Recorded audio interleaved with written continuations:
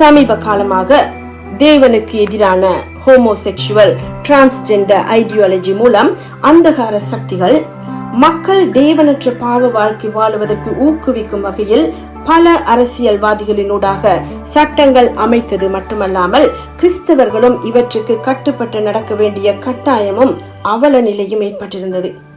வேதாகமத்தையும் அதன் கட்டளைகளையும் புறக்கணித்து அவற்றுக்கு எதிரான போதனைகள் மூலம் பெரும்பாலான பல்கலைக்கழக மாணவர்கள் மிக பயங்கரமான படுகொலியில் தள்ளப்பட்டுள்ளார்கள்.